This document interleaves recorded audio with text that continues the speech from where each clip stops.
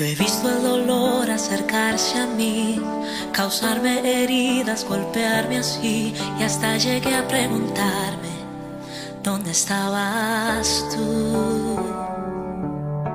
He hecho preguntas en mi aflicción, buscando respuestas sin contestación, y hasta dudé por instantes de tu compasión.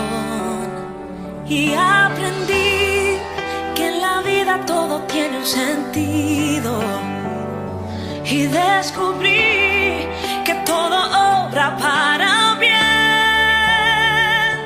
y que al final será mucho mejor lo que vendrá. Es parte de un propósito y todo bien saldrá. Siempre has estado ahí, tu palabra no ha fallado y nunca me has dejado. Descansa mi confianza sobre ti.